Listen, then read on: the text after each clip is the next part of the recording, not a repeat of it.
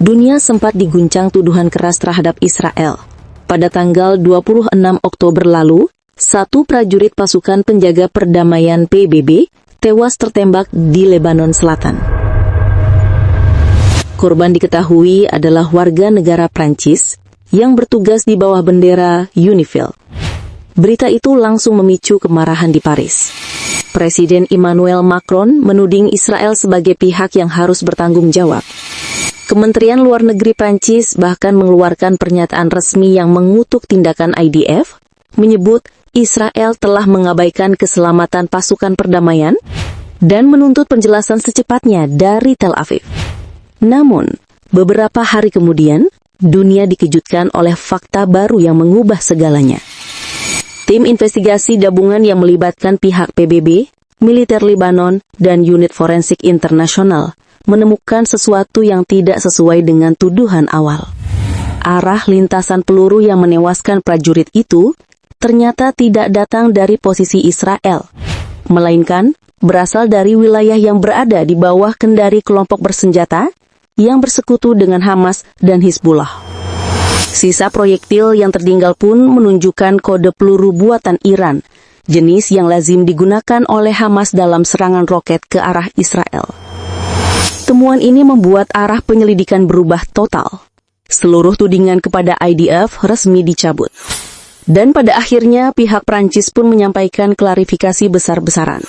Dalam pernyataan yang dirilis Istana Elysee, Presiden Emmanuel Macron mengaku menyesalkan sikap tergesa-gesa pemerintahannya, yang sempat menyalahkan Israel tanpa bukti lengkap. Macron bahkan menghubungi langsung Perdana Menteri Israel, Benjamin Netanyahu, untuk menyampaikan permintaan maaf resmi atas kesalahpahaman tersebut. Dalam percakapan itu, Macron menegaskan bahwa Prancis tetap berdiri bersama Israel dalam melawan terorisme yang merusak stabilitas Timur Tengah. Ia juga menyampaikan belasungkawa kepada keluarga korban, seraya menegaskan bahwa kematian prajurit PBB asal Prancis tersebut adalah akibat tindakan keji kelompok ekstremis, bukan kesalahan Israel. Pernyataan ini memunculkan gelombang reaksi di berbagai negara barat. Beberapa media yang sebelumnya menuding Israel pun mulai menarik kembali laporan mereka. Dan publik dunia mulai sadar betapa seringnya propaganda Hamas memanipulasi fakta di lapangan untuk membalikan persepsi dunia. Pasukan Pertahanan Israel atau IDF menyambut baik permintaan maaf dari Prancis. Namun menegaskan bahwa kejadian ini menjadi bukti nyata bagaimana Hamas tidak segan mengorbankan siapapun, bahkan pasukan perdamaian, demi kepentingan politiknya sendiri. Seorang juru bicara IDF mengatakan, Hamas dan sekutunya kerap menembak dari area sipil dan zona netral, lalu menuduh Israel untuk memancing kemarahan dunia.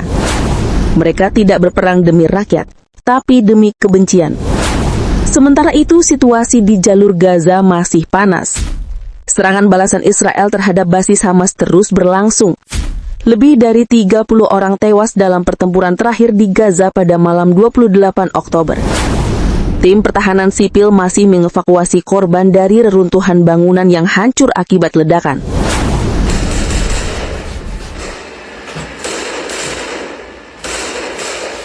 Hamas merespon dengan ancaman baru, menunda penyerahan 13 jenazah sandera yang masih mereka kuasai. Dan di saat yang sama, mereka menuduh Israel melanggar gencatan senjata, padahal kini terbukti merekalah yang lebih dulu menembaki perbatasan. Bahkan PBB kini berada di posisi sulit. Setelah bukti muncul, lembaga dunia itu tak bisa lagi menutup mata terhadap fakta bahwa Hamas menggunakan simbol perdamaian untuk berlindung dari tanggung jawab. Beberapa pejabat PBB mengakui ada infiltrasi besar dari milisi pro-Iran di wilayah operasi penjaga perdamaian di Lebanon Selatan. Fakta ini semakin memperlihatkan bahwa konflik di Timur Tengah bukan sekadar perang antara dua bangsa, melainkan pertempuran antara kebenaran dan kebohongan. Kini Prancis telah meminta maaf. Israel memaafkan, tapi tidak akan lupa. Sebab bagi mereka yang berada di garis depan, kebohongan sekecil apapun bisa membunuh orang tak bersalah.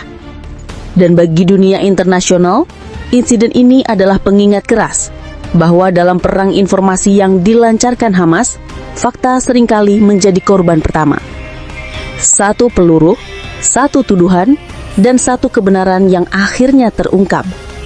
Kematian prajurit PBB asal Prancis membuka mata dunia bahwa tidak semua yang dituduh oleh media adalah kebenaran.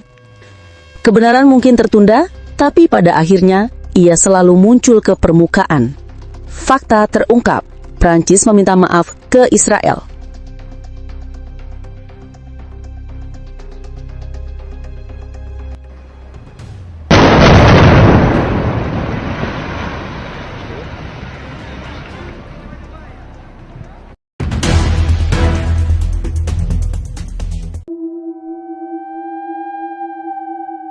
Kadang kebenaran datang terlambat.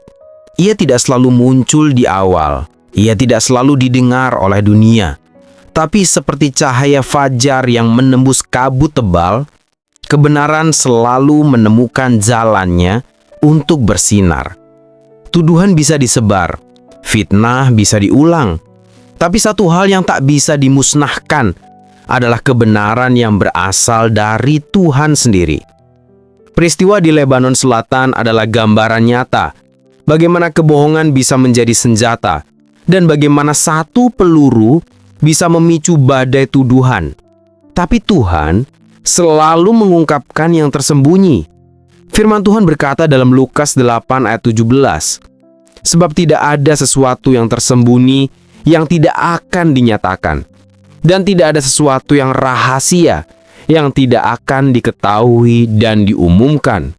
Dan hari itu, ketika fakta terungkap, dunia pun sadar betapa mudahnya manusia menuduh sebelum mendengar seluruh kebenaran. Israel memaafkan, tapi tidak melupakan. Mereka tahu setiap dusta yang dilontarkan bisa memakan nyawa tak bersalah. Namun bangsa itu tetap berdiri, bukan karena kuat, tapi karena ada tangan Tuhan yang menopang mereka. Mazmur 37 ayat 6 berkata, "Ia akan memunculkan kebenaranmu seperti terang, dan hakmu seperti siang." Tuhanlah yang menegakkan kebenaran, dan waktu adalah sekutunya. Kita hidup di zaman di mana propaganda lebih cepat daripada fakta, di mana suara kebohongan terdengar lebih keras daripada suara kebenaran. Tapi bagi mereka yang mengenal Tuhan, firman menjadi kompas yang menuntun menembus kabut kebingungan dunia. Dalam Yesaya 5 ayat 20 tertulis, "Celakalah mereka yang menyebut kejahatan itu baik dan kebaikan itu jahat, yang menukarkan gelap menjadi terang dan terang menjadi gelap." Bukankah itu yang sedang kita saksikan sekarang? Ketika teror disebut perlawanan dan kebenaran dianggap penindasan. Namun satu peluru yang menewaskan prajurit itu telah membuka mata dunia bahwa kebenaran tidak bisa dibunuh. Ia hanya menunggu waktu untuk berbicara. Hamas dan sekutunya mungkin menguasai medan informasi, tapi Tuhan menguasai kebenaran.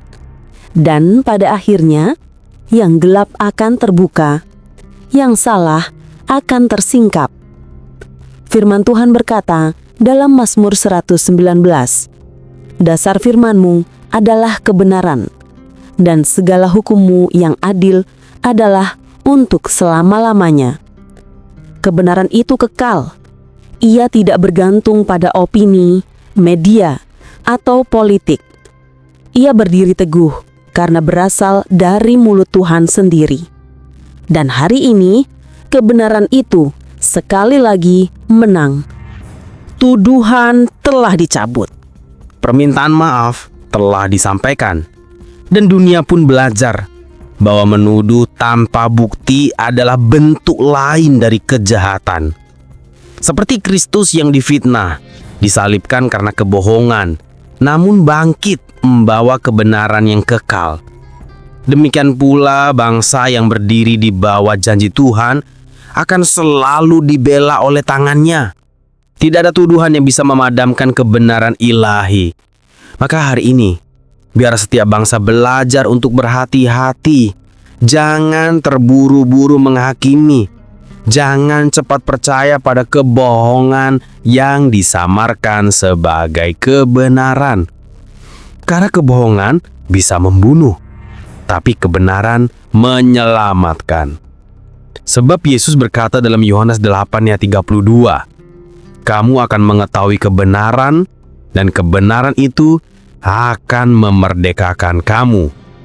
Dan itulah yang dunia butuhkan hari ini. Kemerdekaan dari tipu daya, dari kebencian, dari propaganda yang menyesatkan. Satu peluru, satu tuduhan, satu kebenaran yang akhirnya berbicara. Semoga dunia belajar bahwa dalam setiap badai kebohongan, Tuhan tetap bekerja, membawa terang kepada mereka yang mau melihat. Kebenaran mungkin tertunda, tapi ia tidak akan pernah gagal datang. Sebab kebenaran itu adalah nafas dari Tuhan itu sendiri. Terima kasih telah menonton video ini. Sampai jumpa di renungan Firman Tuhan berikutnya.